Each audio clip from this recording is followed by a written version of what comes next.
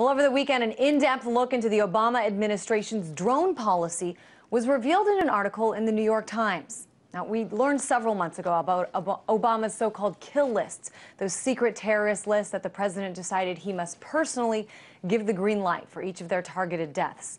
Well, it turns out it's not just a series of individual missions, but a permanent policy, one that we now know was sketched out in specific terms before Election Day, just in case Mitt Romney would have won. Administration officials were concerned that if clear standards and procedures were not in place, that targeted killings would simply be dictated by who's ever in office, as opposed to having a clear set of rules and guidelines to stick to. Well, Colonel Morris Davis is a professor at the Howard University School of Law, as well as a former prosecutor at Guantanamo Bay, and joins me now to talk more about this. And Colonel Davis, let's just start with this targeted killing. This is described as a whole lot of people as sort of war whack-a-mole. Once you get one, there's going to be many more to get until the game is over. Well, it turns out in this new article especially that this game has no end in sight. Right. Yeah, a war on terror is a war without end, because it's really a war on a tactic, not on a group of people. So, terror can't surrender, so we'll be fighting this war for, as long as we live. Yeah, and we should mention, even though President Obama did win a second term, this sort of, drone strike architecture is still being drawn up for future leaders, for the 2016 president, whoever that might be. What do you think that says, that there is now sort of an architecture in place? Well, I find it interesting, particularly with Egyptian President Mohamed Morsi, where we've got John McCain and others here saying that the administration needs to stand up to Morsi because he can't put himself above the rule of law. But if you compare his powers to the powers that our president has taken over the past decade since 9/11, where now we can listen in on your phone calls and your emails. If we consider you a threat, the president can order you assassinated. So, compared to the powers that Morsi's taken, our president has done a lot more. So I don't know that we need a rule book. We've got the rules that we need. We have the Constitution, we have international law, the Geneva Conventions.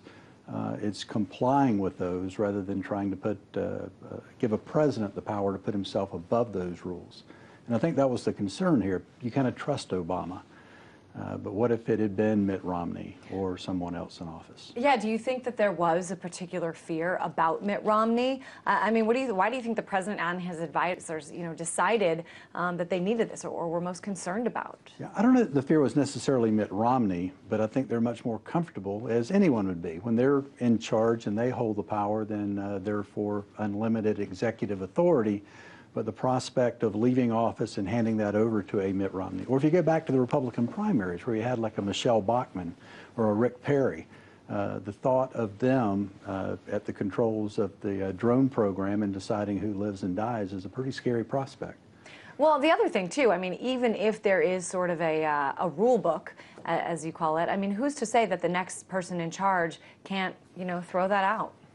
Well, that has been the argument, since 9/11, that the president, as the commander-in-chief, has unilateral authority to do anything necessary to keep the country safe.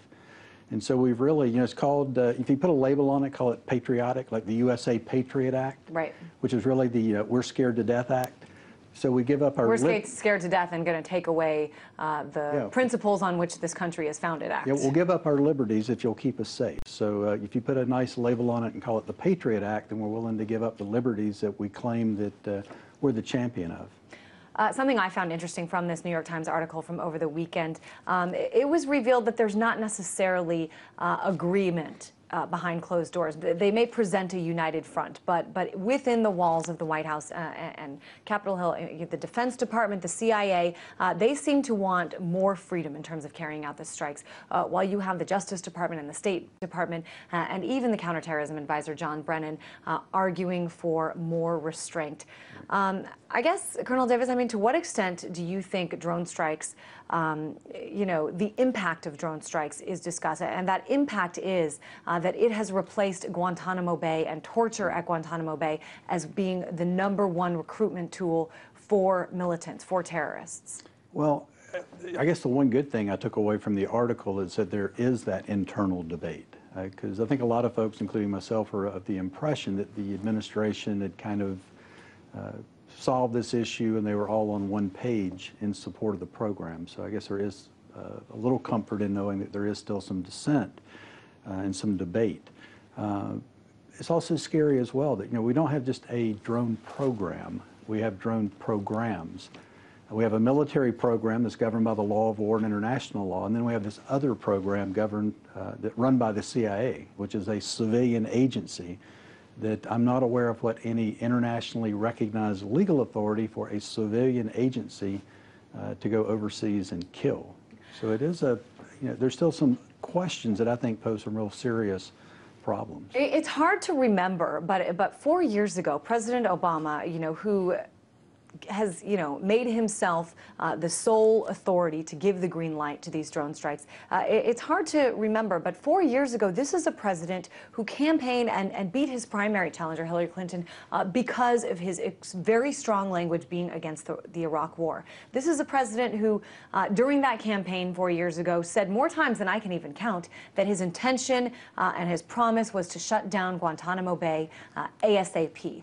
Not only is Guantanamo Bay not shut down, but most of these policies that we're seeing, that we're learning about, run so counter to that, those campaign messages. I guess I want to ask you what you think happened. And of course, there's a lot of things that the general public will never know. Right. And B, why do you think the public hasn't sort of held the president accountable for these promises?